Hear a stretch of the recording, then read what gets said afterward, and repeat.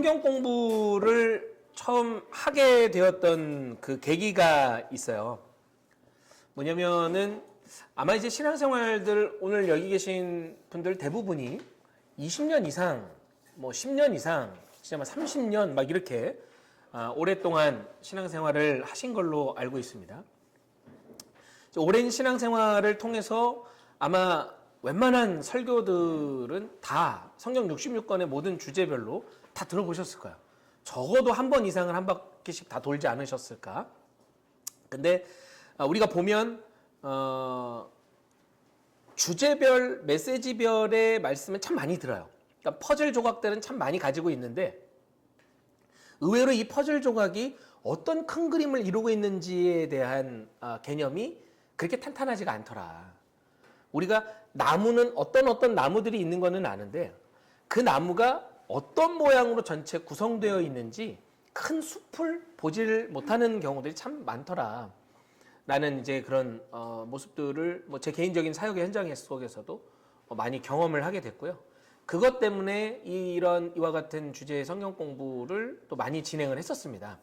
그랬을 때 성도님들의 반응 자체가 큰 유익이었다, 도움이 됐다라는 평가가 참 많았어요.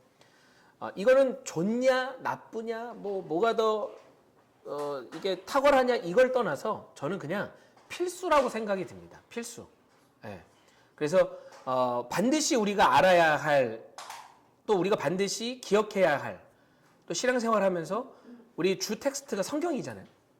설교도 성경이고, 뭐 여러분 큐티도 다 성경이고, 여러분이 있는 신앙서적도 다 성경 말씀을 중심으로 쓰여진 책이죠. 그러니까 이 가장 중요한 텍스트, 성경에 대해서 우리가 분명하게 이 기본 골자와 구조에 대해서 알아야 말씀이 우리 안에 이제 잘 심어질 수 있고 그 말씀이 어떤 배경과 흐름 속에 이런 메시지가 나온 것이구나 라고 파악이 돼야 들리거든요. 그래서 이제 이런 취지로 이 숲 전체 성경 66권을 조망해보는 이 시간을 갖게 되었습니다. 하나의 중요한 구속사적 관점이 있습니다. 그러니까 성경 전체 이렇게 성경 공부하는 교재들의 특징이 뭐냐면 주제가 이 큰 숲을 보는 가운데 주제는 똑같아요. 그러니까 성경이 가장 큰 주제라고 볼 수 있는 거죠. 뭐였죠? 우리가 이 성경 공부를 통해서 가장 큰 우리 오리엔테이션 시간에 나눴던 말씀인데 그렇죠. 하나님 나라입니다. 하나님 나라의 관점이에요. 사실 우리는 이 모든 온 우주가 어떻게 창조가 되었는가? 제가 신학생 때 이 질문이 풀리지가 않았어요. 물론 당연히 하나님 창조하신 거지. 그럼 이 창조에 대한 개념이 어떠한 것인가? 이제 신학대학을 다니면서 성경을 좀 더 깊이 보면서 보여지기 시작했던 게 뭐냐면 하나님이 목적이 있었구나. 우리가 그냥 단순히 이런 포크를 만들더라도 그냥 만들지 않죠. 말 그대로 포크로서의 기능을 하기 위한 구조를 갖추게 됩니다. 뾰족하게 만들고요. 무엇인가 음식을 찝었을 때 잘 찝힐 수 있는 구조로 만들죠. 손에 쥐기 편한 모양으로 만듭니다. 그래서 이 포크도 계속 발전해 오고 있어요. 네. 분명히 이 포크가 이렇게 휘어진 데는 이게 그냥 어쩌다가 이거 만드는 사람이 그때그때마다 그냥 대충 이렇게 휘어서 만드는 게 아닐 거라고. 이 각도도 이 제품이 추구하는 어떤 가치에 따라서 목적에 따라서 이 정도의 휨이 가장 찝는 데 있어 좋은 각도다라는 계산 아래 연구 아래 만들어냈다는 거죠. 작은 포크 하나도 이유 없이 만들지 않는다. 그냥 만들지 않는다는 겁니다. 세상을 창조하신 하나님, 온 우주를 창조하신 하나님이 그냥 만드셨을까? 실제로 이게 과학적인 측면에서 보더라도 우주라는 공간이 참 신비하고 아주 정교합니다. 그냥 어떤 공중에 떠 있는 게 아니에요. 여러분, 우리 태양계라는 개념 아시죠? 네. 태양을 중심으로 수금지와 목도 천해가 돌고 있잖아요. 그렇죠? 근데 여러분 그거 아십니까? 태양이 멈춰 있는 게 아니에요. 빠르게 진행하고 있습니다. 어디론가 가고 있어요. 그럼 이게 뭐지? 가면서 도는 거예요. 그러니까 우리는 지금 회오리 방향으로 돌고 있는 거죠. 근데 이걸 이렇게 정면에서 보니까 가만히 여기서 도는 것처럼 보이는 거예요. 이게 같이 진행하고 있습니다. 어디론가 빠르게 가고 있어요. 우리가 다 풀지도 못한 어마어마한 우주의 신비와 법칙들이 있더라. 예. 하나님은 그냥 우주를 만들지 않았다. 어떤 과학자는 그래요. 신이 있다면 그것은 바로 숫자일 것이다. 뭐 이렇게 얘기를 합니다. 너무 법칙적으로 움직여 가니까요. 예. 하나님이 우주를 그렇게 정교하게 하나님의 법칙대로 만드셨습니다. 그러면 거기에서 우리는 오죽하겠냐는. 그래서 창세기에 창조의 이야기를 보니까 우리를 어떻게 만드셨다고 나와 있죠? 당신의 형상과 모양을 따라서. 예전에 학생부에서 이 얘기를 했던 이런 질문. 그러면 하나님 우리처럼 생겼나요? 우리가 어떠한 모양이냐라고 얘기할 때는 3차원적인 기본 우리가 갖고 있는 구조적인 개념을 가지고 얘기하는 거죠. 근데 하나님은요, 차원을 넘어서는 분이시잖아요. 영으로도 계시고 어떠한 우리가 아직도 모르는 어떠한 형체라고 볼 수도 있지만 아닌 무엇인가. 그 무엇인가로 계신단 말이에요. 중요한 건 뭐냐? 반드시 계시다는 거죠. 그리고 그 하나님이 이 우주를 창조하셨다는 거예요. 그리고 실제 우리가 그 속에 살아가고 있다는 거예요. 그러니까 신앙이라고 하는 게 허무맹랑한 얘기가 아니라 아주 지극히 현실적인 얘기고요. 지극히 사실적인 얘기다. 다만 우리가 그걸 다 모를 뿐이에요. 하나님 이곳에 임재해 주십시오. 물론 그렇게 우리가 기도하죠. 그리고 그 기도에는 간절함이 담겨져 있어요. 하나님이 정말 여기 안 계셨다가 하나님을 우리가 초청해야만 너 나 불렀냐 하면서 오시는 게 아닙니다. 오히려 우리가 세입자예요. 우리가 얹혀 사는 거예요. 하나님 만드신 곳에. 하나님은 이미 무소부재하신 거죠. 온 우주에 충만하신 분이 하나님인 줄 믿습니다. 그렇다면 그 하나님이 왜 우리를 창조하셨냐? 그 하나님이 왜 우주와 왜 지구라는 이 별을 만드셨을까? 그 속에 우리가 살고 있잖아요. 왜 하나님이 첫째 날과 여섯째 날 그리고 마지막 일곱째 날까지 왜 이런 계획과 규칙을 가지고 하나님 만드셨을까? 이 모든 거에는 이유와 목적이 있더라. 그게 무엇이다? 우리가 이번 성경 공부에서 큰 주제로 잡고 있는 하나님 나라다라는 거예요. 그게 하나님 나라다.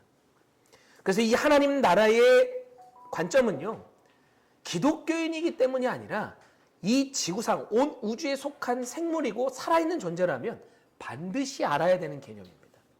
그렇게 하나님이 모든 걸 만드셨어요. 하나님 나라야. 근데 그렇게 하나님 만드셨는데 우리는 알고 있죠? 창세기 3장에 어떤 일이 벌어집니까? 죄악 사건이 벌어지게 됩니다. 그렇죠? 그로 인해서 멀어지는 사건이 일어나요. 우리를 창조한 창조주와 우리가 등을 지는 사건이 벌어지는 거죠. 창조의 섭리가 깨지기 시작합니다. 근데 창조주이신 하나님은 여기서 멈추는 게 아니라 이걸 회복하려고 하시는 거예요. 그래서 그에게 창세기 3장에 보니까 아담과 하와에게 에덴 동산에서 쫓겨나요. 징계를 받죠. 근데 이 징계가 영원한 끝이 아니라 죽음이 아니라 다시 하나님이 살 수 있는 기회를 주십니다. 그 기회의 상징이 뭐냐? 창세기 3장 21절 하나님이 뭘 지어 입히셨어요? 가죽옷을 지어 입히셨다. 그러니까 뭐 실제 진짜 아담과 하와가 어떤 가죽옷을 입었냐 말았냐 그건 가서 알아봐야 돼요. 성경은요. 특히 원역사는 역사적인 추정이 불가한 시대입니다. 몇 년 전인지 추정이 안 돼요. 근데 이거 가지고 갑론을박하는 건 제일 미련한 짓입니다. 그러면 이게 뭐냐? 메시지로 봐야 하는 거죠. 하나님이 가죽옷을 아담과 하와에게 지어 입히셨다라고 하는 것은 정말 우리가 문자 그대로의 가죽옷일 수도 있고 아니면 인간들에게 하나님과 만날 수 있는 통로, 제사의 의미를 알게 하셨다. 그래서 창세기 3장 이후에 4장에 가인과 아벨 등장할 때 그 주제가 뭡니까? 제사잖아요. 이 순서도 그냥 이루어진 게 아니라는 거죠. 네, 메시지예요. 구조와 배치를 통해서 메시지를 주는 겁니다. 네. 결국 인간이 쫓겨났어요. 에덴에서 쫓겨났어요. 원래 하나님이 우리를 어떻게 만드셨냐? 함께 거니는 존재로 만드셨잖아요. 그러다가 하나님을 피하는 존재가 됐어요. 그리고 에덴에서 쫓겨납니다. 그리고 시간이 얼마가 지났는지 몰라요. 그리고 이제 4장이 시작되면서 가인과 아벨 이야기가 나오는데 그의 주제가 뭐였다? 제사였다는 거죠. 제사는 뭡니까? 하나님과 다시 만나는 거예요. 시간이 얼마가 지났는지 모르지만 그의 자녀 가인과 아벨을 통해서 하나님은 예배라는 것을 알려주셨다는 거예요. 그리고 그 예배의 중요한 포인트가 뭐냐? 가인과 아벨의 그 갈등. 가인이 아벨을 죽였어요. 왜 죽였습니까? 하나님이 아벨의 제사만 받았어요. 근데 지가 왜 썽을 내죠? 나도 제사를 드렸는데 왜 내 제사를 안 받지? 저 생각 정확합니다. 근데 저 생각은 누구 중심이죠? 내 내 중심. 근데 예배는 제사는 누구한테 드립니까? 그럼 중심이 누구죠? 하나님. 근데 왜 내가 판단하냐? 바른 예배가 무엇이고 하나님 받지 않는 예배도 있는데 그게 무엇인지를 알려주는 게 가인과 아벨 이야기입니다. 그렇죠? 네. 제가 이 이야기를 조금 더 구체적으로 여러분과 지금 정리하고 들어가려고 하는 게 이게 성경의 시작이에요. 여기서부터 시작된 이야기가 성경의 모든 이야기입니다. 그래서 이 개념을 잘 알아야 이단에도 안 빠지고요. 이 개념을 알아야 다른 나만의 신앙에 빠져 있지 않을 수가 있다라는 거예요. 네. 우리는 성경 공부를 하는 이유가 지식 자랑하려고 하는 게 아니에요. 하나님은 이러한 기조로 이렇게 하나님 성경의 말씀을 시작하셨고 이 원역사 속에 이런 사건들을 배치함은 이것이 주는 분명한 메시지가 있다. 역사적으로 그게 어떤 애 만에 있고 아직 누구도 보지 않는 인류적인 역사 속에서도 추정이 불가한 그 시대를 자꾸 들먹이면서 논쟁해봤자 아무 의미 없다. 그 속에서 주는 메시지만 우리가 분명히 알면 된다. 라는 것을 다시 한번 여러분 꼭 기억하시면서 성경 공부의 마음을 다져가셨으면 좋겠다. 이제 오늘 정리하는 이 내용들을 잘 정리하시고 여러분 것으로 만드시기를 바랍니다. 자, 우리가 오리엔테이션 포함해서 총 몇 번의 시간을 가졌다고요? 10번입니다. 10번. 그리고 구체적으로 원역사, 창조시대부터 약속의 땅 입성, 가나안 정복 시대까지 총 9개의 과를 나눠서 진행을 했습니다. 네. 간단하게 여러분 유인물 보시면은 그 순서대로 제가 정리를 했어요. 먼저는 오리엔테이션에 대한 문제들을 3문제씩, 각 주제장 3문제씩 제가 선별을 했습니다. 그래서 총 30문제가 들어가 있을 거예요. 우리가 오리엔테이션을 했고요. 그 다음에 이제 원역사, 창조시대에 대해서 배웠고, 그 다음에 어떤 시대죠? 족장시대입니다. 그리고 족장사는 두 파트로 나눴어요. 족장시대, 시대적인 전체 흐름을 이야기했고, 입애굽, 이제 요셉 이야기죠. 사실 족장으로는 요셉이 분류되지 않아요. 야곱까지예요. 근데 이제 우리가 그냥 전체 정리하는 창세기에 나와 있는 이야기로 분류를 하다 보니 요셉까지 그냥 편승시켜서 족장으로 묶습니다. 그래서 이 요셉 이야기는 입애굽과 민족이라고 하는 카테고리를 통해서 우리가 따로 살펴봤었죠. 그리고 이제 출애굽과 제국, 이제 출애굽 시대 이야기, 모세가 선택되는 이야기. 그 다음에 세계 선교의 꿈, 제사장 나라, 제사장 나라라고 하는 키워드가 이제 등장을 했습니다. 그리고 나서 이제 광야로 나아가기 전 하나님이 가이드라인을 정리하신 레위기의 말씀을 알려주시죠. 거룩한 시민학교 교과서. 하나님 나라 백성으로서 하나님이 운영하시는 하나님 나라의 학교에 입학한 학생으로서 어떤 교재를 가지고 하냐? 레위기 말씀을 가지고 한다. 그 이야기. 그리고 나서 이제 본격적인 만나 세대, 광야 이야기가 펼쳐지는 겁니다. 민수기의 말씀이었고요. 그리고 이제 광야 세월을 마치고 만나 학교 졸업. 왜 만나 학교라고 했죠? 왜 만나 세대라고 했습니까? 광야 생활 동안 그 만나를 먹으면서 생활을 했어요. 우리는 지난 시간에 나눴죠. 가나안에 입성해서 이들이 정착하자 만나가 멈췄습니다. 그래서 정말 만나, 그 만나를 먹은 세대라고 해서 광야에서 보냈던 세월을 이야기합니다. 그러면 그 만나 학교 졸업은 이제 어떻게 한다는 거예요? 그렇죠. 이제 광야 생활 끝. 가나안 정복 들어간다. 근데 들어가기 전에 모세는 들어갑니까? 못 들어갑니까? 못 들어가고 그가 세 편의 설교를 하는데 이 세 편의 설교를 묶은 것이 뭐다? 신명기다. 그러면 설교가 있다는 것은, 설교를 한다는 것은 본문이 있다는 뜻인데, 그러면 이 세 편의 설교의 본문은 어딜까요? 그게 레위기입니다. 그래서 신명기와 레위기는 같이 쌍으로 묶어서 봐야 돼요. 그렇게 신명기 이야기를 나눴고요. 그 다음에 이제 우리 지난 시간에 봤던 약속의 땅 입성, 여호수아가 후계자가 되어서 가나안 정복과 그리고 땅 분배의 사명까지, 그리고 그가 그렇게 마지막 마치면서 여호수아 24장에 그렇게 고백하죠. 나와 내 집은 여호와만을 섬기겠다. 너희도 선택해라 하며 110세의 여호수아는 숨을 거두고 맙니다. 여기 이야기까지 우리가 살펴봤는데 이 내용들을 이제 간단한 문제들을 통해서 여러분과 정리하는 시간, 갖고 오는 시간 마치도록 하겠습니다. 자, 숫가나무 오리엔테이션입니다. 문제를 쭉 돌아가면서 문항씩 읽도록 하겠습니다. 뭐 답을 하시면 답도 말씀해 주셔도 좋고 답은 좀 여러분들이 같이 말씀해 주시는 걸로 갈게요. 자, 우리 몇 번일까요? 2번. 네, 2번일까요? 맞습니까? 다시 한번 생각하실 기회 드릴게요. 그래도 2번입니까? 가시면 이해하시기 바랍니다. 네, 2번이 맞습니다. 네. 그러니까 여기서 이제 중요한 요소다라고 얘기하다 보니까 이제 하나하나의 그런 뭐 율법, 제사, 절기 혹은 기적, 심판, 용서 이제 이런 요소들을 생각하는데 사실은 이 모든 항목들을 총칭하여서 정리한 거. 우리 오리엔테이션 시간에 했던 이야기죠. 더 큰 개념의 이야기예요. 그게 뭡니까? 성경에는 시간이 등장하죠. 어느 때, 그렇죠? 그리고 그 때가 이루어지는 공간이 등장을 합니다. 그렇죠? 그 다음에 그 공간 아래 사람이 등장을 해요. 인물이 등장을 합니다. 그러면 이 시간과 공간과 사람이 그러면 거기서 뭐 하냐 할 때 이벤트, 사건이 발생을 하죠. 그게 성경의 구조입니다. 근데 가만히 보니까 그 네 가지 요소는 오늘 지금 우리가 사는 요소랑 똑같아요. 한번 볼까요? 시간. 오늘은 7월 20 며칠이죠? 28일 화요일입니다. 그렇죠? 그리고 우리가 모인 시간은 저녁 7시 반을 기점으로 모였어요. 공간은 어디입니까? 십정동교회 4층 세미나실. 사람들은 누구예요? 집사님, 권사님, 집사님, 거사님, 네, 성도님, 성도님, 네, 그리고 비연이까지, 그리고 나까지. 네. 그러니까 즉 저녁반이 우리가 모였죠. 사건은 뭡니까? 어떤 사건이 일어났어요? 숟가락 네. 방학식. 맞습니다. 네. 빨리 방학식 하고 마칩시다. 네. 지금 우리가 총정리 시간을 갖고 있죠. 그리고서 피자도 먹고 과일도 먹고 그리고 또 하나의 이슈가 있었어요. 엘리베이터가 멈췄어요. 네. 가슴 아픈 사건이 벌어졌습니다. 이 네 가지 요소가 우리 사는 인생과 똑같아요. 그죠?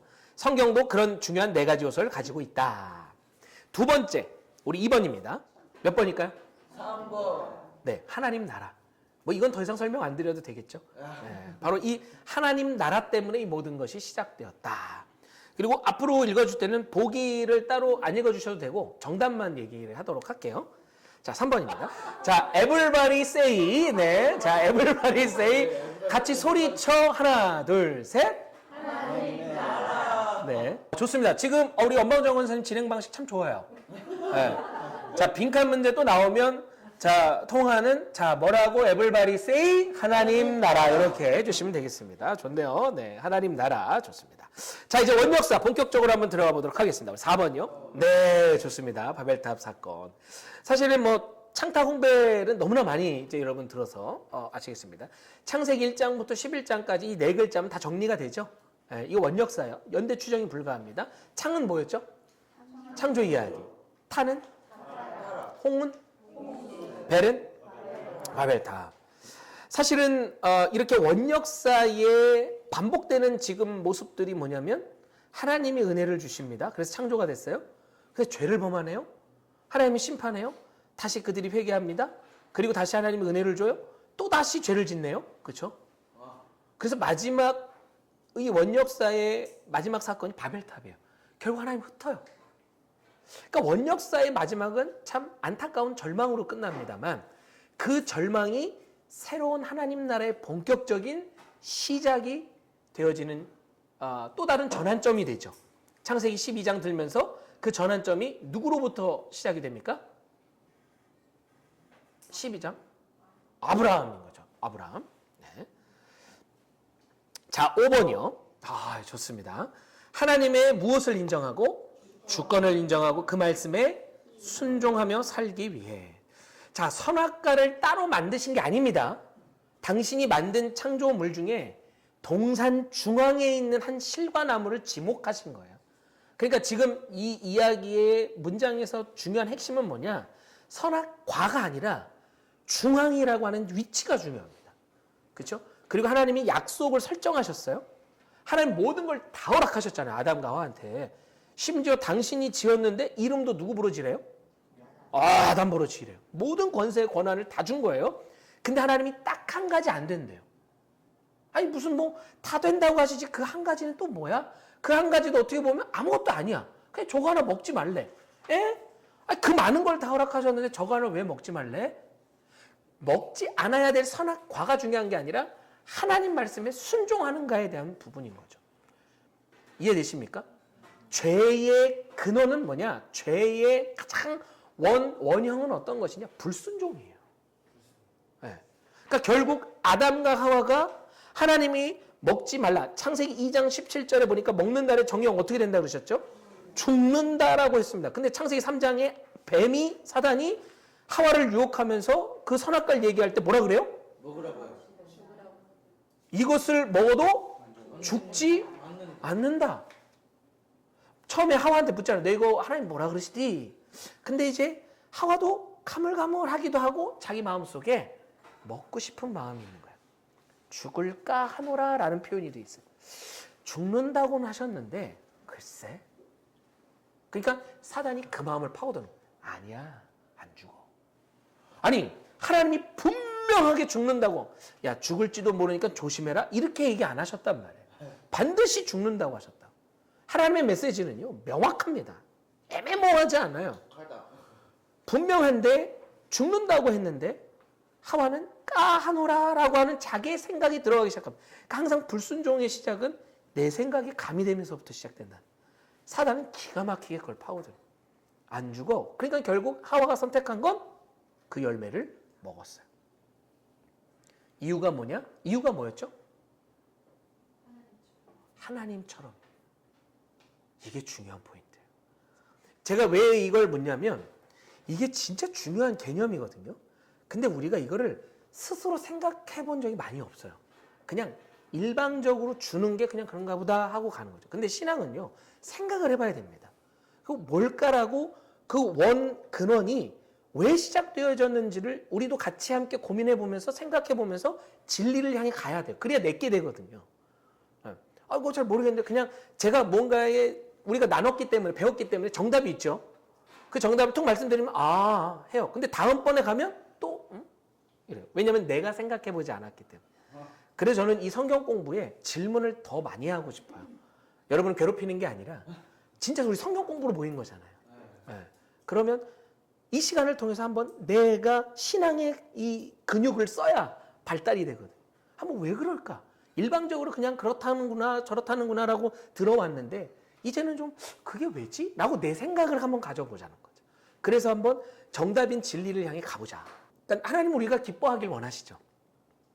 그리고 우리가 정말 하나님을 꼭두각시처럼 움직여가지고 그냥 우리의 의지 없이 하나님께 끌려가는 존재가 되지 않기를 원하십니다. 그 자유의지 주셨어요. 근데 중요한 건 우리가 연약해요. 아담과 하와가 선악과를 하나님이 설정하지 않았다고 해서 이런 일이 안 일어났을까? 원래 일어날 일입니다. 오히려 하나님이 그들을 위해 장치를 마련하신 거예요. 기준을 설정해 주신 거예요. 선악과는요, 복잡하게 생각할 필요 없습니다. 하나님이 누구인지를 알려주시는 거예요. 그래서 떠나지 마. 너희는 있잖아. 모든 걸 할 수 있어. 그런데 내 안에서 해야 돼. 양들을 우리를 쳐놓고 기릅니다.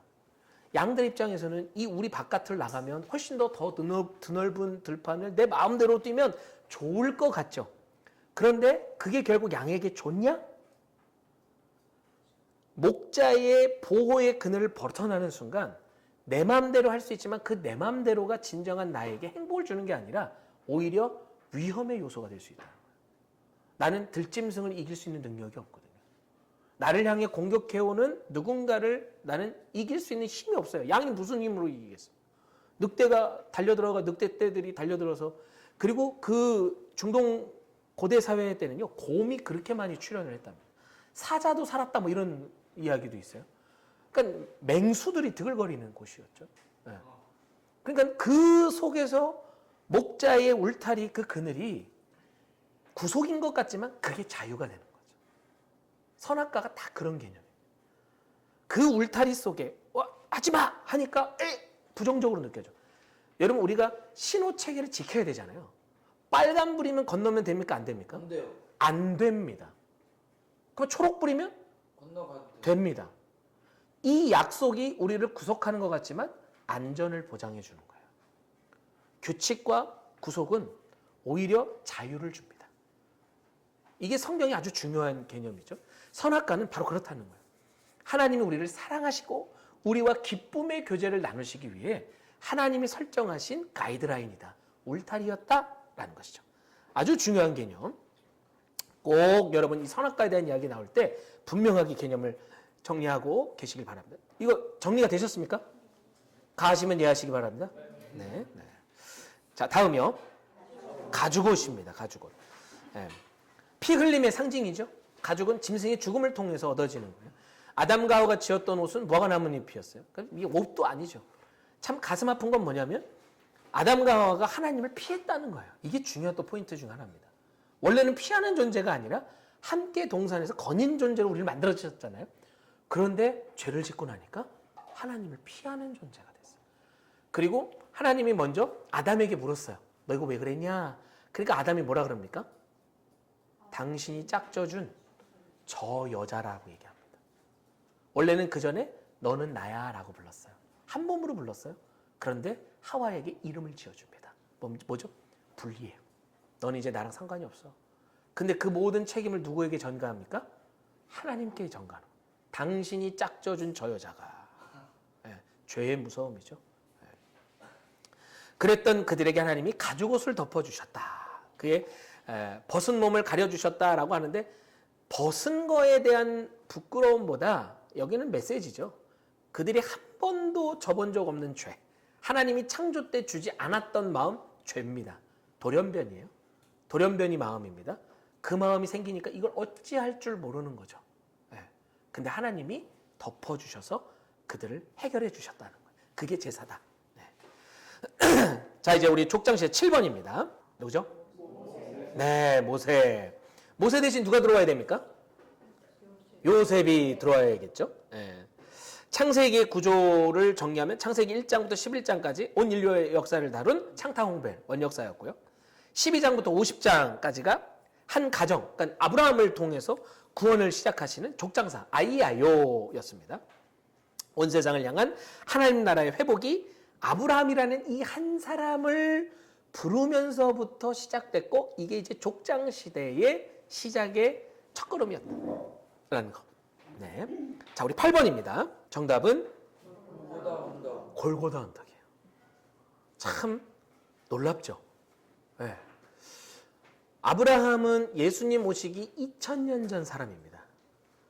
오늘날 지금 우리 시점에서 계산하면 약 4000년에서 5000년 전 사람인 거죠. 그러니까 아브라함이 그 독자 이삭을 번제로 바쳤던 모리아 산의 터가 2000년이 지난 시점에 골고다 언덕이 되었다. 이게 과연 우연인가? 아니요. 성경은 장소가 참 중요합니다. 아까 우리 중요한 4가지 요소 중에 장소가 등장하죠. 거기서 사람도 등장하고 사건이 등장합니다. 그렇죠? 시간도 등장을 했어요. 이 때와 시, 하나님은 이 모든 인류의 지금 역사를 한치 오차 없이 1분 00001초의 오차도 없이 진행하고 계시다는 거예요. 네. 역사의 주관자. 네. 모리아산에서 드려진 이삭, 근데 그 이삭이 죽지 않고 준비되었던 제물이 있었어요. 그대로 그 안에 재현된 게 십자가의 사건이었다라는 것이죠. 자, 9번입니다. 뭐였죠? 시작. 이스라엘. 그렇죠. 야곱이라는 인물 참 저는 개인적으로 애착이 많이 가는 인물이에요. 왜냐하면 너무 우리랑 닮았죠. 정말 진짜 말 정말 잘 안 듣는 사람이에요. 그렇게 인생을 살다가 마지막 20년 만에 본국으로 돌아오는 그 가운데 끝까지 하나님을 의지하고 매달리는 모습, 야곱이 변했어요. 그래서 하나님도 그 모습을 아시고 이제 그 이름을 이스라엘로 바꿔주셨다. 그리고 그 이스라엘이라는 바뀐 이름이 결국 내가 하나님과 겨루어 이겼다라는 뜻인데 하나님과 진짜 싸워서 이겼다. UFC, MMA 맞짱을 떠서 이겼다. 그게 아니죠. 결국 그 의미가 뭡니까? 응답받았다는 거예요. 하나님께서 나의 기도에 응답해 주셨다. 비로소 이제 이스라엘이라는 나라의 기초가 다져지죠. 아브라함으로부터 시작되어서 다져지고 기초가 형성되어지는 구조가 이 야곱 이스라엘의 12 아들들을 통해 지파가 형성되고 그게 이스라엘이라는 나라의 본격적인 구조가 된다. 10번이요. 몇 번일까요? 그렇죠. 여러분 형통하고 싶으신가요? 우리가 또 이런 성경 공부를 하는 이유도 이제 그런 거죠.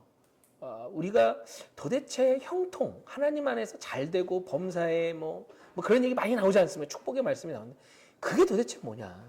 근데 왜 내 삶은 내가 인간적으로 볼 때 형통하지 않지? 왜 어렵고 힘들지? 나만 그런가? 뭐 이런 생각들이 막 몰려올 때가 있어요. 근데 성경 인물들 보십시오. 그렇게 따지면 형통한 사람 단 한 명도 없습니다. 우리가 요셉 이야기를 알지만 그렇게 억울한 인생이 어디 있어요?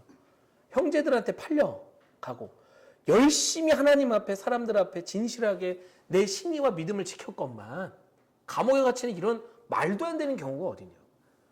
안 그렇습니까? 그게 무슨 형통이야? 근데 하나님이 그를 들어 얘기하실 때 형통한 인생이다라고 얘기한다는 거죠. 그럼 이 형통이란 무엇이냐?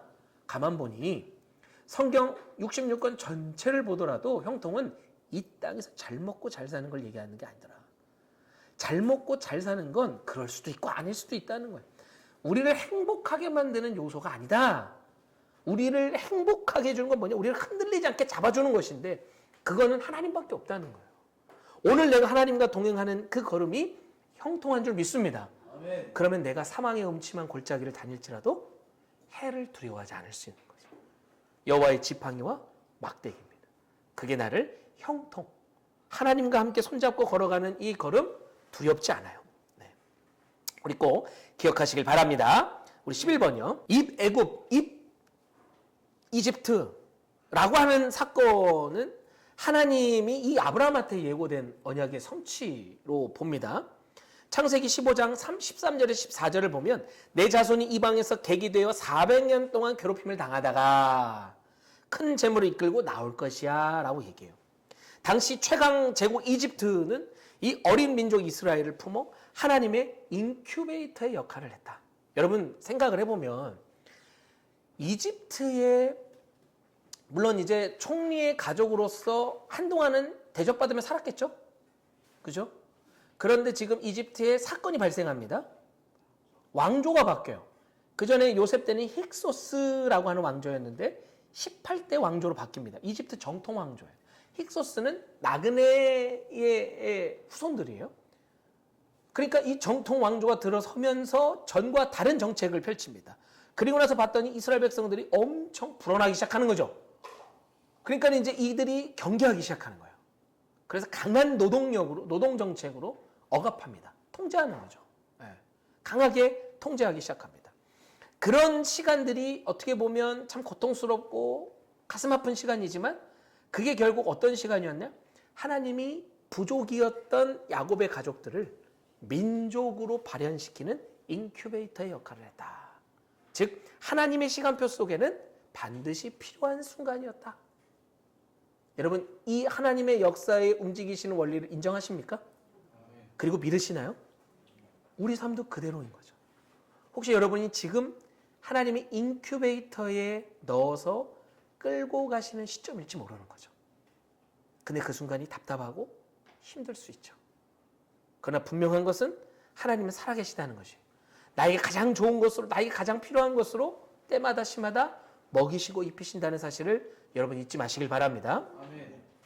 이렇게 하나님은 이스라엘 백성들을 200만이 넘는 장정만 60만, 그렇죠? 엄청난 민족으로 발현시키셨다. 우리 12번이요. 누구죠? 유다입니다. 어떻게 해서 유다가 되었느냐? 이 유다는 자신이 요셉을 죽이려고 했던 그 형제들과 함께 작당 모의했던 그 사건에 대해서 회개를 해요. 근데 다른 형제들은 이 회개의 고백이 없어요. 하나님이 그 회개의 모습을 보시고 이 일을 택하십니다. 창세기 44장 33절에 이야기하고 있죠. 네. 자, 이래서 이제 13번, 이제 본격적으로 출애굽 시대가 시작됩니다. 우리 13번 한번 읽어주시겠습니다. 네, 10가지 재앙 여러분 혹시 외우십니까? 해볼까요? 시작. 피, 개, 이, 바, 독, 악, 우, 매, 흑, 장. 네. 이 10가지 다 기억 못 하셔도 돼요. 예, 예. 근데 10가지의 재앙이 주는 의미가 무엇인지는 아셔야 됩니다. 그렇죠? 이집트인들에게도 의미가 있었고 이스라엘 백성들에게도 이 10가지 재앙은 의미가 있었어요. 사실은 바로 왕이 넉다운이 되고 포기한 건 몇 번째 재앙이었습니까? 그러면 원펀치 쓰리강냉이로 첫 번째부터 장자의 죽음 때리시면 되잖아. 그럼 넘어갔을 거예요. 혹시라도 그게 9번 동안 맞으면서 바로 왕이 체력이 소진되고 마음이 지쳐서 아니에요. 그러니 완강했습니다. 9번째 재앙까지 완강했어요. 근데 자식이 죽는 그 아픔에 그것도 첫 장자가 실제로 역사적인 평가 속에 혹자는 이렇게 평가합니다. 이집트가 대제국으로 발현되지 못했다. 실제로 이집트는 제국의 반열에 오르진 못해요. 그 이유가 뭐냐? 이 모세 시절에 장자들이 다 죽고 짐승들 자기들이 가지고 있는 가축들도 첫째가 다 죽으면서 대를 잇기가 어려워지는 어려움, 경제적인 어려움, 인력에 대한 어려움, 그리고 60만의 노동력이 빠져나가잖아요. 극심한 큰 슬럼프를 겪으면서 그걸 넘어서질 못했다. 그게 화근이 되었다라고도 평가하는 사람들이 있습니다. 아주 큰 사건이었어요. 이집트에게는 엄청나게 큰 사건이었어요. 근데 그게 어떤 의미냐? 10가지 재앙이 의미했던 게 뭐죠? 이집트인들이 섬겼던 우상들의 상징이었어요. 그러니까 봐라. 너희들이 섬기는 그 신들이 너에게 주는 게 뭐냐? 재앙이야. 그리고 그 신들을 지금 주관하는 게 누구야? 나 여호와야. 그래서 실제로 출애굽 출 이집트 할 때 중다이 섞인 잡족이라는 단어, 좀 독특한 부류에 대한 이야기가 나옵니다. 그게 뭐냐? 그 인근에 살았던 이방 민족 및 이집트인들 포함을 얘기합니다. 실제로 나왔어요. 이스라엘 백성들만 나온 게 아니에요. 나중에 이들이 그 공동체를 혼란케 하는 또 갈등의 요소를 감당하기도 했습니다만 어쨌든 그렇게 함께 나왔다. 그리고 이스라엘 백성들은 400년, 430년 동안 하나님을 제대로 예배하지 못했어요. 그러니까 즉 계속 구전으로만 우리 조상들에게 하나님에 대해서 들어왔단 말이에요. 그 기간 동안. 그러니까 이제 하나님이 보여줄 필요가 있었던 거예요. 오늘은 왜 10가지 재앙이 안 일어납니까? 오늘은 왜 저 한강이 갈라지는, 홍해가 갈라지듯 그렇게 한 방 탁 역사가 일어나면 뉴스 대서특필돼서 안 믿던 사람 다 절대 그런 게 아니죠. 하나님의 기적이 필요할 때가 있습니다. 아무 때나 일어나는 게 아니에요. 그리고 그 기적이 일어난다고 한들 믿을까요? 예수님 시대 때 예수님이 기적을 한두 번 일으키십니까? 오히려 바리새인과 서기관들 종교 지도자들은요. 극심하게 더 예수님을 향해 분노하고 죽이려고 그러고 결국 죽음으로 내몰잖아요. 절대 믿음은 신비한 기적으로 생기는 게 아닙니다. 그런 감정이 왔다 갔다 하는 걸 가지고 하나님이 우리 안에 주실 리가 없어요. 그 믿음을 주시려고 하나님 아들을 보내서 죽이게 하십니까? 절대로 그런 값싼 구원이 아니라는 것이에요. 믿음은 그렇게 놀랍고 신비하고 신기한 거 그런 게 아니다. 그런 거 쫓지 마시라. 라는 것을 꼭 기억하시기 바랍니다. 그래서 하나님만 참 하나님이심을 보여주기 위함이었다. 14번이요. 6월절. 그렇죠. 몇 번째 재앙으로부터 이 6월절 시작됐죠? 10번째. 10번째가 어떤 재앙? 장자의 죽음. 이 장자의 죽음을 면하는 그 방법이 뭐였습니까? 우슬초에다가 어린 양의 피, 1년 미만 된 어린 양의 피를 적셔서 문지방과 문설주에 발라요. 그러면 죽음의 재앙이 그 피를 보고 넘어간다는 거예요. 그렇죠? 이것을 기념하기 위한 절기가 6월절이다. 15번이요. 뭐죠? 왜 뱀일까요? 왕을 상징하는 그렇죠. 동물이기 때문에. 곰으로 변할 수도 있고 뭐 사자로도 악어로도 변할 수 있지만 뱀인 이유, 그러니까 하나님이 하시는 표적에는 이유가 있다는 거예요. 그 파라오들이 썼던 이 모자에 보면은 요 뱀 코브라예요. 우라에우스. 코브라가 달려 있어요. 이게 뭐 어떤 자세냐? 언제든지 공격할 수 있다는 자세. 즉 나는 모든 대적들을 무찌를 수 있고 내 발 아래 복종시킬 수 있다. 시적 권위를 상징하는 게 우라에우스, 이 뱀입니다. 근데 하나님이 모세의 지팡이를 그 뱀을 변하게 했어요. 근데 모세가 멈칫해요. 그 멈칫은 뱀이 징그럽거나 무서워서가 아니라 트라우마처럼 떠오르는 거죠. 이집트의 왕이. 근데 하나님 잡으라 그래요. 그러니까 단순히 신비한 마술 같은 걸 보여주신 게 아니라 모세가 가지고 있는 그 트라우마를 넘어서게 하시는 거예요. 왜? 뭘로? 하나님으로. 여러분 안에 어떤 트라우마가 있습니까? 말씀이 그 모든 걸 넘어서게 하는 줄 믿습니다. 아멘. 잡으니까 지팡이가 되는 거죠. 그리고 또 하나의 표적이 뭐였습니까? 옷자락에다가 나병. 다시 넣었다가 빼니까 나왔어요. 이건 뭐냐? 인간의 생사화복이 하나님께 있다. 자, 16번이요. 자, 몇 번일까요? 제사장 나라. 아주 이제 중요한 개념이 등장합니다. 하나님 나라를 만들어 가시는데 그 나라는 어떤 나라의 모습이냐? 제사장 나라더라. 여러분, 제사장이 무슨 역할을 합니까? 제사를 지내죠. 그 제사를 지낸다는 게 어떤 의미죠? 그리고 이 제사장은요, 자신이 하나님께 나아가는 그 의미의 가장 큰 건 무엇이냐? 하나님과 이스라엘 백성들을 연결시키는 중매의 역할이 연결고리였어요. 그렇죠? 그러니까 제사장의 가장 큰 역할은 하나님과 이스라엘 백성을 잇는 역할. 그러면 우리가 다 제사장이잖아요. 왕 같은 제사장. 베드로전서 2장 9절에서 10절 말씀, 우리 같이 나눴던 말씀이죠. 하나님이 택하신 족속으로 우리를 어떤 제사장? 왕 같은 제사장. 예수님의 모습을 닮은 제사장으로 우리를 세우셨어요. 그 말은 뭡니까? 우리가 하나님과 세상을 잇는 가교 역할을 하는 사람들이다 라고 하는 정체성을 얘기하는 거죠. 출애굽기 19장 6절에 보니까 너희가 내게 대하여 제사장 나라가 되며 거룩한 백성이 되리라 라고 하나님은 선포하십니다. 17번이요. 몇 번이죠? 그렇죠. 성막. 성막의 핵심은요, 어떤 구조물에 대한 의미가 아니라 거기에 누가 거하시는 겁니까? 하나님이 거하신다는. 그러니까 성막에 대해서 복잡하게 생각할 거 없습니다. 그냥 이제 이스라엘 백성이 이제 광야로 나가잖아요. 근데 광야로 나갈 때 그들이 하나님과 함께 있는 그 걸음을 걸어가게 하시기 위해서 하나님과 이스라엘 백성 함께 할 수 있는 공간을 만드신 거예요. 그게 이 성막이 오늘날의 어디죠? 교회입니다. 네. 그리고 우리가 분명히 이 교회에 대해서 이야기할 때 저는 두 가지의 교회의 형태를 얘기합니다. 유형의 교회, 무형의 교회. 그죠? 무형은 형체가 있다 없다? 없다. 없는데 어떻게 교회죠? 뭐가 교회라는 거예요? 내가 교회라는 거예요. 교회의 개념은 뭐냐? 성전, 성막의 의미는 가장 중요한 건 뭐냐? 하나님의 임재가 중요한 포인트입니다. 하나님이 거하시면 거기가 하나님이 거하시는 성막이요, 교회요, 또 거기가 하나님 나라가 되는 거죠. 그러니까 여러분 모두가 교회예요. 그러면 유형의 교회, 건물의 교회는 의미가 없나요? 있어야죠. 모여서 우리가 같이 함께 예배함으로 하나님 영광 올려드리고요. 그 모임을 통해서 하나님의 뜻과 비전을 이루어드리는 공동체로서 역할을 하고요. 그 모임과 함께 또한 흩어지는 게 우리의 사명인 거예요. 그러니까 우리는 흩어지기 위해 모이는 거죠. 이 공동체가 그런 의미를 가지고 있다. 18번이요. 뭐죠? 금송아지요. 야, 금송아지. 이 금송아지가 어떤 의미입니까? 하나님 자체. 하나님. 그러니까 그들이 뭐 무슨 바알이나 아세라나 이방신을 만든 게 아니라 하나님을 형상화시킨 거예요. 아유, 뭐 하나님이면 됐지 뭐 그것도 형상화시켰다고 또 뭐 그거 가지고 그렇게 화를 내시고 그러실까? 어떻습니까, 여러분? 이들이 지금 아직까지도 깨지지 못한 생각이 있는 거예요.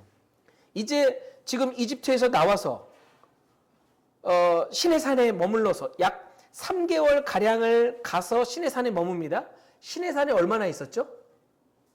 11개월 가량 머물죠. 약 1년. 그래서 그때 모세가 대표적으로 한 3번 정도 시내산에 등반하면서 이 율법과 성막의 설교를 받잖아요. 그리고 나서 출발하여 약 한 2개월 정도 갔을 때 가데스 바네아였어요. 그렇죠? 그러니까 지금 이 시내산에 있을 때 이 무렵에 일어난 이 사건. 그러니까 지금 출애굽한 지 1년도 되지 않는 시점에 일어난 사건이라는 거죠.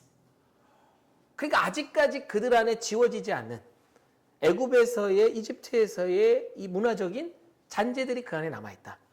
근데 그 남아있는 것들이 뭐에 영향을 주냐? 신앙에 영향을 주기 시작하는 거예요. 하나님 살아계심을 알아. 홍해도 가르신 거 알아. 그런데 그 하나님을 자기들이 해석하는 대로 이해하는 거죠. 금송아지를 만듭니다. 아니, 또 의문이 생겨요. 그 금은 또 어디서 난 거야? 어디서 가지고 왔을 텐데 그건 또 왜 가지고 나왔대? 광야에서 무슨 금 팔려고? 어떻게 하려고? 뭘까요, 그게?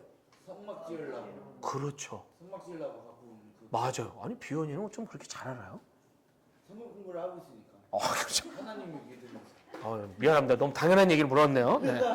그렇죠. 성경 공부하니까 아는 거지. 그죠? 맞아요. 좋아요. 미안해요. 성막 지으려고 가지고 나온 거예요. 예? 근데 지금 그거 가지고 뭐 해요, 지금? 이거 너무 웃긴 거예요, 이거. 안 그렇습니까? 성막을 지으려고 가지고 나온 걸 가지고 하나님이 지시하지 않았어요. 이미 성막이 하나님이 어떠한 것인지를 다 계획하시고 지금 준비하고 계시단 말이에요. 근데 지네들이 뭐라고 먼저 하나님으로 금송아지를 만드냐고. 금송아지가 뭡니까? 하나님이 만든 창조물이잖아요. 어디 감히 당신이 만든 창조물이 하나님이라고 그렇게 하나님을 땅바닥에 떨어뜨립니까? 그러니까 이거는 그들이 이집트에 노예로 있을 때 밥만 먹고 했던 게 금 재련하는 거였겠죠. 그래서 상 만들고 형전 그들의 궁전 꾸미고 이집트인들의 그런 것들 막 건축하고 했겠죠. 거기서 얻었던 기술을 가지고 아직 그 잔재가 남아서 하나님을 형상화했다. 우리 신앙에 가장 중요한 건 완전히 씻어내는 것이다. 우리 과거에 세상에 찌든 때들이 붙어 있으면요, 하나님 말씀을 믿는데 자꾸 짬뽕시켜서 어설프게 섞어서 여러분 밥에다가 콜라를 말면 맛있을까요? 맛없어요. 우리의 신앙이 세상과 섞이면요, 하나님이 드시기에 아주 맛없는 음식이 되겠죠. 순수하게 하나님의 것으로 구별되어지는 그게 거룩 아니겠습니까? 거룩한 우리가 되길 간절히 바랍니다. 아멘. 그리고 나서 이제 광야의 사건들이 벌어지고요. 레위기 말씀이 이제 하나님께서 이 시내산에서 모세에게 주게 됩니다. 이 레위기 우리 19번 한번 보도록 하겠습니다. 유월절제라고 하는 건 없죠. 네. 유월절은 유월절입니다. 지금 이거는 제사죠. 제사. 유월절은 절기입니다. 이해되시죠? 네. 자, 그러면 우리 한번 5대 제사. 5대 제사. 뭐가 있는지 한번 얘기해 볼까요? 번제가 있고요. 소제, 속제제, 속건제, 화목제. 정확하게 맞히셨습니다. 번제는 전부 모든 제물을 다 태워서 드리는 헌신을 의미합니다. 소제는요, 곡식으로 드리는 감사의 제사예요. 화목제는 뭡니까? 그 제사의 이름처럼? 지금 우리 여전도회가 피자와 과일로 화목제를 드렸어요. 물론 이제 하나님 앞에 이걸 제로 올리는 의식은 없었습니다만 성경 공부를 위해서 같이 함께 화합의 하나의 도구로 사용한 거죠. 그래서 그 당시에 유력한 재산이 좀 있는 사람들이 소를 잡습니다. 피자를 지금 우리가 같이 나눴어요. 화목제로 같이 나눈 것이죠. 이런 게 화목제. 그 다음에 속제제랑 속건제가 있습니다. 이거는 이제 죄와 우리의 허물을 용서해달라라고 하는 그 용서를 비는 제사죠. 이 모든 제사가 예수께서 죄를 위하여 한 영원한 제사를 드리시고 히브리서 10장 12절 말씀을 근거로 그리스도 안에서 그러니까 예수님이 죽으심으로 십자가에서 죽으심으로 이 모든 제사의 이 모든 절기의 완성을 이루셨다는 거예요. 여러분 믿으십니까? 아멘. 네. 그래서 오늘날 우리가 예수 그리스도의 이름으로 우리 뭐하죠? 기도하잖아요. 여러분 각자의 이름 혹은 제 이름으로 여러분이 교회 이름으로 이렇게 기도 안 하잖아요. 그렇죠? 오직 예수 그리스도. 그분만이 우리의 구원자이시고 하나님의 아들로서 우리의 모든 죄를 대속해 주셨기 때문에 완전한 대속의 죽음과 완전한 부활을 통해서 하나님의 아들이심이 증거되었기에 그분으로만 우린 구원받을 수 있다는 거죠. 20번입니다. 자, 몇 번일까요? 그렇죠. 레위기를 보니까 저는 새삼 다시 한번 또 느꼈어요. 너무 디테일하지 않습니까? 가정 안에서 곰팡이 관련된 균에 대한 이야기도 있고 규례도 있고요. 사실 먹어서는 안 될 것과 먹어야 될 것들의 가장 중요한 기준 중 하나가 뭐냐면 건강이에요. 하나님이 지정해 주신 거예요. 아주 디테일한 라이프 스타일에 대해서까지 레위기는 얘기하고 있더라. 그게 무슨 상징이냐, 무슨 의미냐? 레위기 영적이고 막 우리가 하나님을 생각할 때 신비하고 감히 이렇게 하나님을 너무 멀리 생각 안 했으면 좋겠어요. 하나님은 우리의 뭐가 되고 싶어 하시냐면 친구가 되고 싶어 하십니다. 왜냐하면 우리 원래 창조 때의 모습이 하나님과 함께 거니는 자로 만드셨어요. 저기 어디 다른 종교의 신들처럼 권세와 영광 속에 어디 감히 신에게 대적하고 어디 감히 이런 존재가 아니시라는, 직접 내려오셔서 우리와 함께 저는 그래서 진짜 하나님이 참신이라고 생각해요. 아멘. 그게 진짜 사랑 아닐까요? 아멘. 네. 그러니까 당신이 우리를 위해서 그렇게 낮아지시죠. 당신이 만든 피조물 가운데서도 인간으로 오시는데 그 중에서도 왕으로 오시는 게 아니라 하층민으로 오셨단 말이에요. 이 낮아짐에 우리가 그 깊이를 어찌 감히 상상할 수 있겠습니까? 그렇죠? 제일 어려운 게 뭐냐면 다이어트 하느라고 피자를 못 먹는 거예요. 저는 아닙니다. 지금 저 이거 강의하느라 못 먹는 거고 먹을 겁니다. 가져가지 마세요. 저 이거 먹을 거예요. 지금 다 못 먹으면 싸가지고 가서라도 렌즈에 돌려 먹겠습니다. 저 피자 좋아해요. 오늘 저녁도 못 먹어가지고 이거 먹어야 돼. 네. 그러니까 내가 할 수 있는데 안 하는 것만큼 어려운 게 없는 거죠. 못하는 건 어쩔 수 없어. 근데 할 수 있는데 못하는 거, 절제하고 참는 거. 하나님이신데 그 모든 걸 다 내려놓으셨어요. 할 수 있는데 안 하셨다 이 말이에요. 누구 때문에? 나 때문에. 그것을 지키며 그 은혜가 무엇인지를 기록한 게 레위기 말씀입니다. 그리고 거기에 핵심 거룩. 우리가 그렇게 하나님께 구별된 자로 살아야 한다. 21번입니다. 대속죄일입니다. 이 대속죄일에 대해서 얘기 드리면 두 마리 염소를 지정을 해서 한 마리는 죽여요. 피 흘려 죽입니다. 그리고 이 한 마리를 다 백성의 죄를 전가하고 이 염소를 한 마리를 어떻게 해요? 광야로 내보내요. 이유가 뭘까요? 제가 이제 죄에 속해졌다. 죄가 떠났다. 그렇죠. 맞아요. 말 그대로 절기가 대속죄일이니까 이 대속죄일은 보통 속죄일이나 이럴 때는 개인이 들어갔다가 대속죄일은 참 전체가 다 같이 함께 백성의 모든 죄를 하나님 앞에 회개하고 그것을 해결한 의미로 모든 죄를 이 염소 한 마리에게 전가시키고 그를 광야에 푼다. 즉 죄가 떠났다라는 것이에요. 그리고 죄가 또 염소 한 마리는 죽였다 그랬죠. 피의 제사 죽었다. 내 죄를 전가시킨 이 염소는 죽었다. 즉 죄에서 자유케 됐다라는 것을 의미한다라는 것이었죠. 네. 좋습니다. 자, 22번이요. 네, 인구의 차이가 그때 우리 수치로 봤을 때 약 1000여 명 정도, 1800 몇 명이었죠. 그러니까 정말 전체 약 20만이 넘는 대인구에 비하면 거의 차이가 나지 않는다라고 볼 수 있는 거예요. 그럼 그것이 주는 게 뭐냐? 40여 년의 세월 가운데 하나님이 이스라엘 백성들 그대로 보호하셨다는 거예요. 그대로 그들을 지키셨다는 뜻이에요. 정말 우리가 광야 생활 안 해봤습니다만 저는 개인적으로 캠핑 참 좋아하거든요. 그죠? 차박. 차박보다 캠핑을 좋아해요. 근데 이 캠핑을 좋아하지만 일주일 이상 캠핑을 하면 이제 집이 그리워지기 시작할 겁니다. 누가 그러더라고요. 여행을 하는 이유가 뭐냐? 집이 얼마나 소중한지를 알기 위해서 여행을 한다. 이런 얘기가 있습니다. 그러니까 다시 집에 가고 싶어요. 근데 이거를 한 달, 1년, 2년 하는 것도 아니고 38년 6개월을 합니다. 얼마나 지겨웠을까요? 그것도 그냥 텐트만 치면 되는 게 아니라 성막도 쳐야지. 자기 지파별로 동서남북으로 세 지파씩 나눠서 진영도 갖춰야지.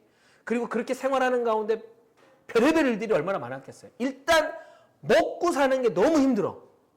전적으로 하나님이 내려주시는 만나가 아니면 그냥 오늘도 다 굶어 죽을 수 있는 거예요. 이런 불안 속에 매일을 사는 거예요.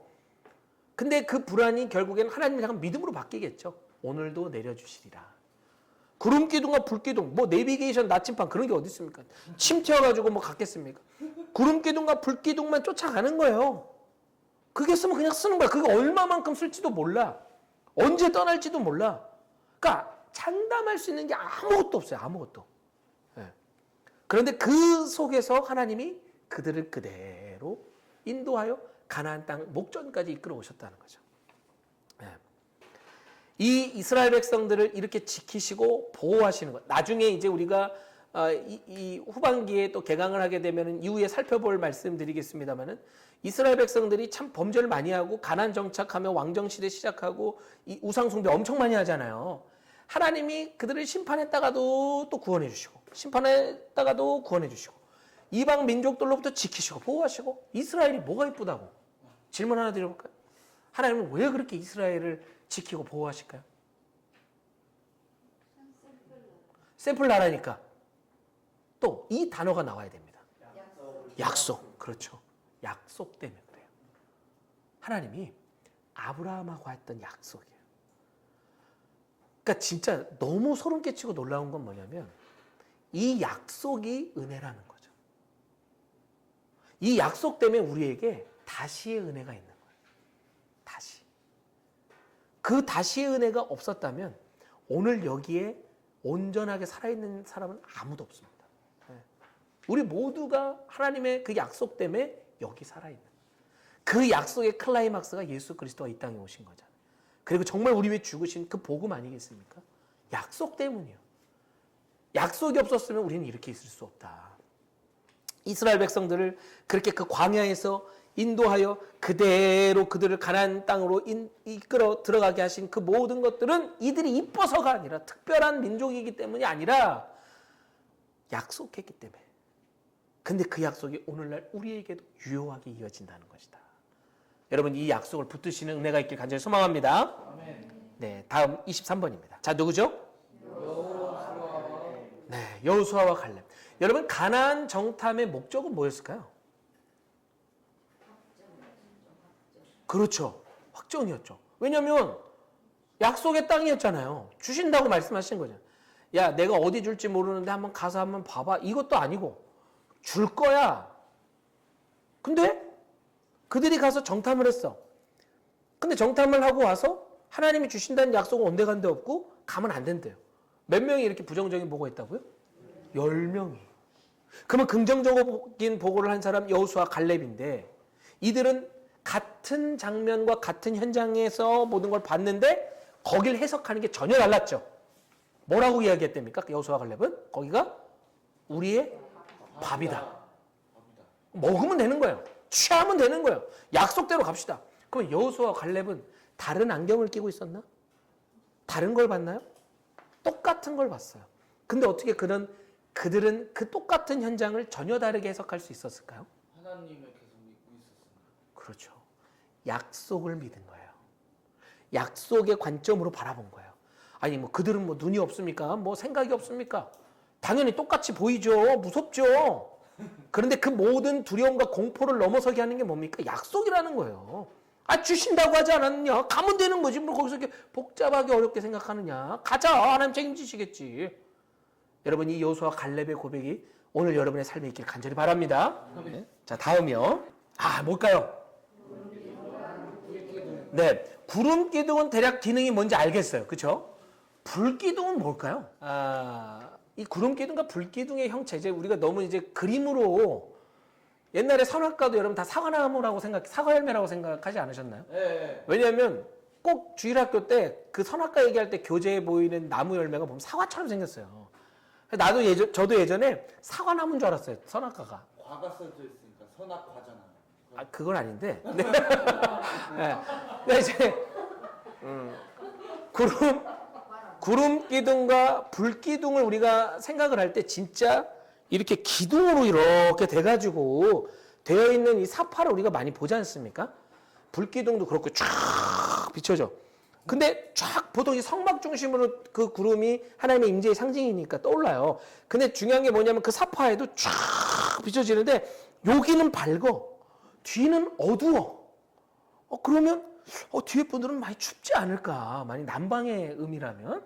그러니까 이게 이제 또 형체도 그게 어떤 불기둥이라고 하니까 뭔가 그렇게 이제 상상을 해보지만 그 형체의 모양은 우리가 정확하게 알 수 없다는 거예요. 단 기능은 있더라. 밤에도 혹 이동할 때 비춰주는 거예요. 비춰주는 빛의 역할, 라이트의 역할을 했다. 서치라이트의 역할을 하는 것이 불기둥의 역할이었다. 이유가 뭐냐? 하나님의 임재가 상징하는 게 성막이잖아요. 불기둥과 구름기둥도 하나님이 임재의 상징이었어요. 그렇죠? 그렇다면 그 임재 속에 낮이나 밤이나 늘 너희들의 삶을 지켜준다라고 하는 의미를 가지고 있는 거죠.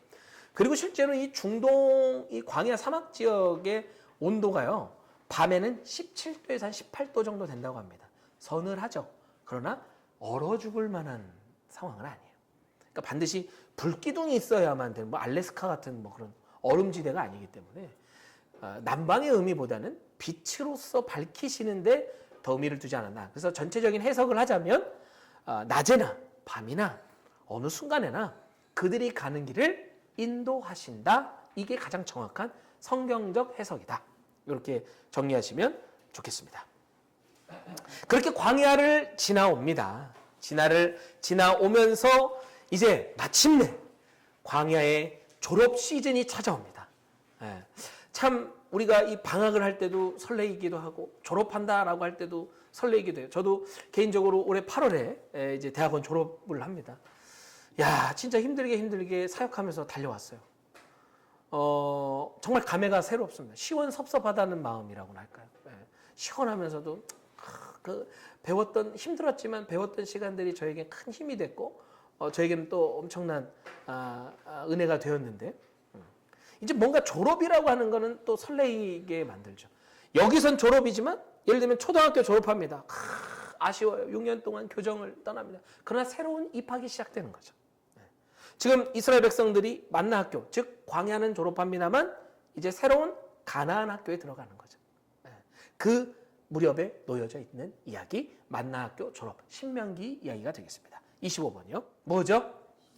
신명기. 그렇죠. 반드시 명심해야 될 말, 명령을 거듭 말한다. 기억해라 라고 하는 그 말씀. 신명기 말씀은 세 편의 설교로 되어 있다 했죠. 첫 번째 설교는 과거에 대한 회상이에요. 어떻게 우리를 여기까지 이끌어왔느냐. 하나님의 약속을 하신 것을 지켜가시는 그 모습을 봐라. 기억을 더듬어 봐라. 이런 은혜가 있지 않았냐. 회고. 그게 1장부터 4장까지죠.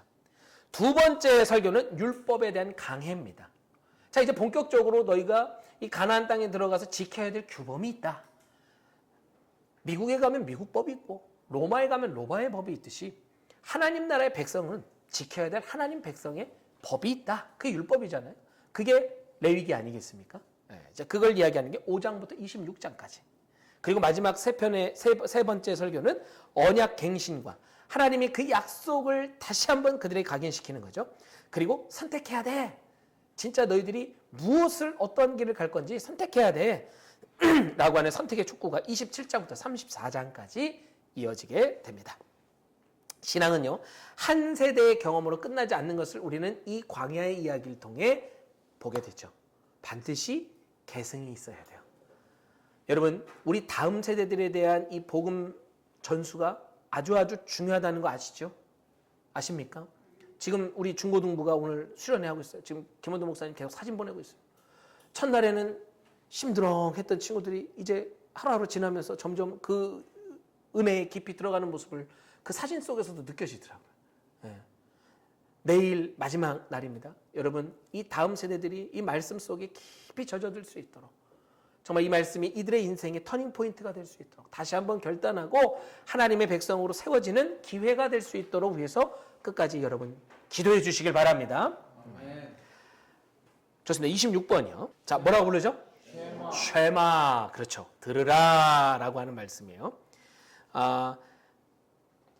신명기 6장 4절에서 9절 쭉 진행됩니다. 이 말씀을 너는 마음에 새기고 라고 해요. 그러니까 이게 뭐냐? 신앙 교육의 가장 우선은요, 부모가 먼저 하는 거예요. 이스라엘 교육, 그 하브루타도 많이 아실 텐데, 이 쉐마 교육의 가장 기본이자 중요한 핵심은요, 가르치는 자가 먼저 그렇게 사는 겁니다.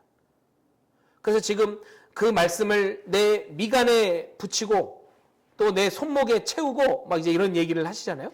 그러니까 우리도 정말 이 믿음의 신앙의 전수. 여러분 혹시 재산 많이 있으십니까?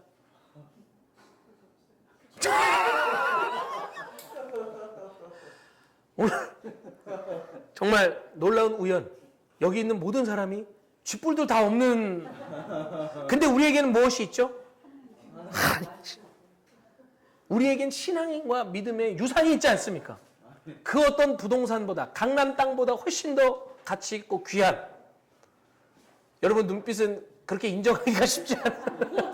그래도 통장 잔고가 좀 있었으면 좋겠다는 기대와 소망이 좀 있는 것 또한 뭐 그것도 전 나쁘다고 생각하지는 않아요. 어차피 우리가 이 땅을 살아가니. 그러나 우리에게 가장 중요하고 핵심되는 우리 자녀에게 뭘 물려줄까라고 할 때 믿음과 신앙이겠죠. 믿음의 유산, 신앙의 유산.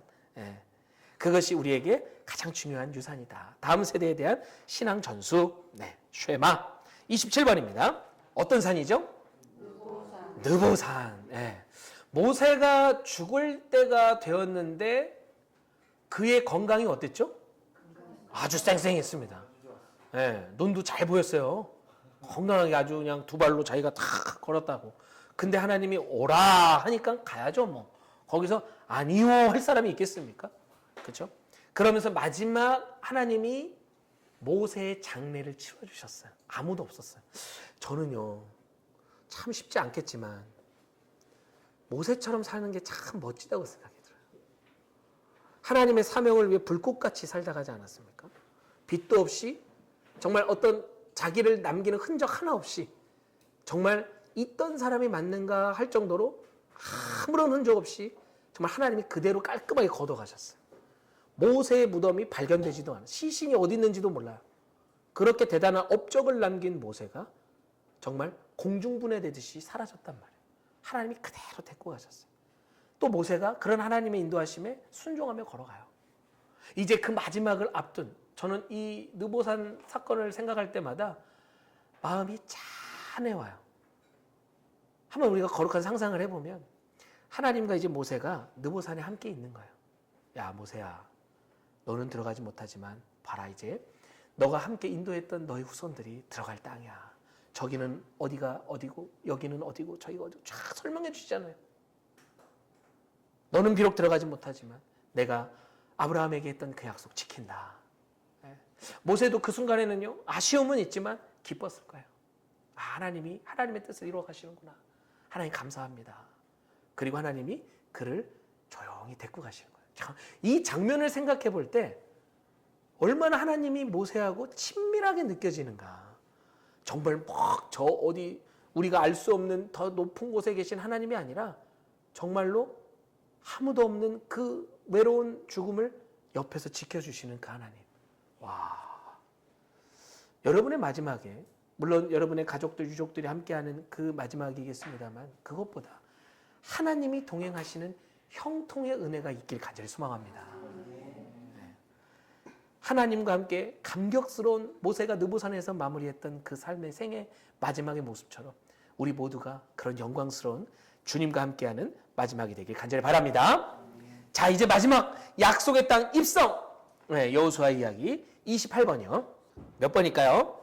네, 좋습니다. 우리 요거는 말씀 한번 좀 찾아봤으면 좋겠어요.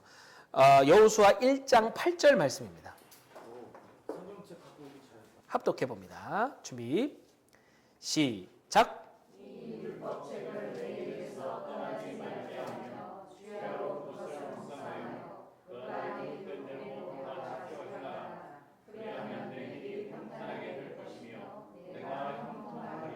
아멘. 하나님이요 여호수아에게 동행하실 것을 약속하실 때 내가 너와 함께 할 거야 라고만 얘기하지 않으시고 내가 나의 종 모세와 함께 했던 것처럼 너와 함께 할 거야 라고 얘기하시거든요. 질문 하나 드려볼까요? 왜 하나님은 굳이 모세를 언급하셨을까요? 그냥 내가 너와 함께 할 거야 하면 되는데 모세와 함께 했던 것처럼 이라고 얘기하시거든요. 이유가 뭘까요? 그렇죠. 함께하고 싶은 마음. 모세가 그 민수기를 거쳐오는 광야의 이야기 속에 참 많은 어려움을 겪었어요. 백성들도 물 달라고 아우성치고 막 돌 들고 죽이려고 그러고 막 난리 부르스를 쳤던 그 광야의 걸음을 모세는 겪었습니다. 그리고 그 옆에서 여호수아는 다 봤어요. 아마 여호수아가 하나님께서 다음 리더로 세우셨을 때 그가 여호수아 1장 보면은 두려워하지 말라, 두려워하지 말라 세 번이나 하나님 말씀하시잖아요. 그 말씀은 뭐예요? 지금 여호수아가 두렵다는 거죠. 그 두려움의 이유가 정말 힘든 이 이스라엘 백성들을 자기가 이제 끌고 가야 되는 너무나 거장 이 모세가 갑자기 죽음을 맞이하게 됐고 그 공백을 자기가 메워야 되는 이 부담감에 엄청 마음이 힘들었을 거예요. 그냥 광야만 생활하는 게 아니라 지금 어디를 들어가야 돼요? 가나안 땅 정복해야 돼. 야, 이게 무슨 칼도 제대로 휘두를 줄 모르는 이 백성들 데리고 이게 말이 되나? 두려웠겠죠. 근데 그때요. 하나님이 말씀하셨던 모세와 함께 했던 것처럼 모세가 힘든 삶을 겪었지만 여호수아는 알아요. 모세가 걸어왔던 그 걸음 속에 때마다 시마다 하나님이 도우셨던 걸 봤어요. 하나님이 그에게 용기를 주시고 힘을 주시고 또 성경에는 다 기록되어 있지 않지만 모세와 여호수아가 모세가 자기가 경험한 그 하나님의 은혜를 나눴던 순간들이 얼마나 많았겠습니까? 그 광야를 지나며. 여호수아는 아는 거죠. 그 모세와 함께 했던 하나님이 여전히 나와 함께 하신다? 그럼 된다. 오케이, 좋아. 네. 그리고 항상 그 율법책을 늘 묵상해라. 하나님 말씀을 떠나지 말라는 거예요. 이거는요, 그대로 우리에게 적용되는 말씀이에요. 우리가 지금까지 살펴본 말씀 중에 적용이 안 될 말씀이 어디 있겠냐면은 이 말씀은 정말 우리 삶에 그대로 적용되는 거죠. 그렇죠?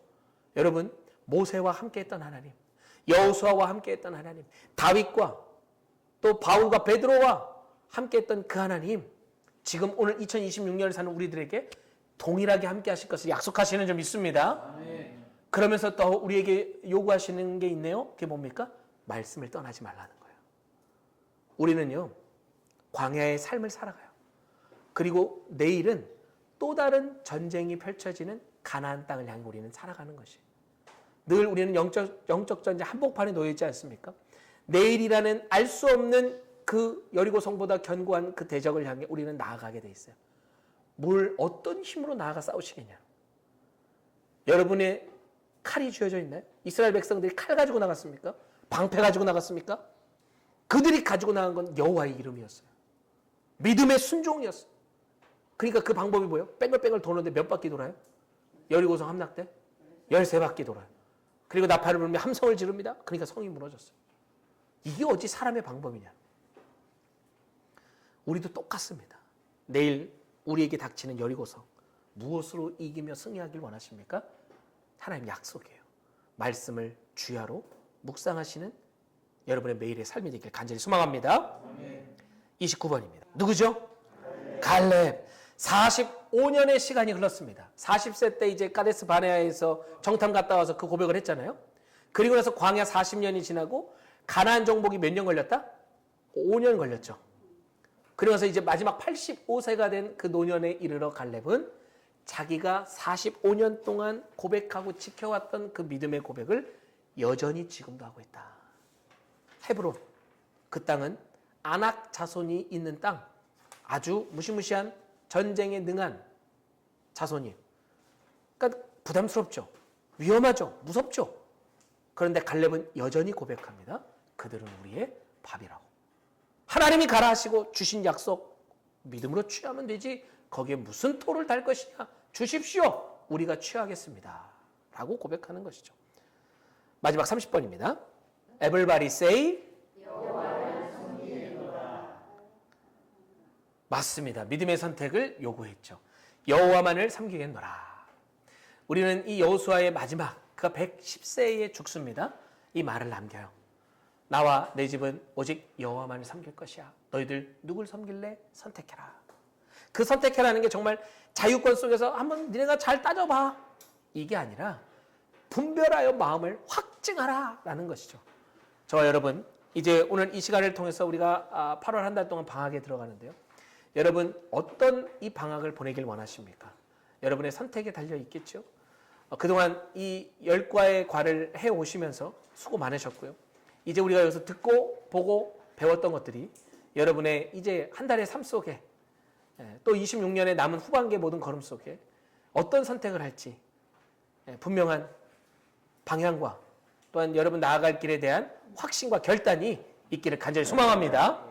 우리 마지막 구호 외치고 마치도록 하겠습니다. 통으로 통하는 마치겠습니다.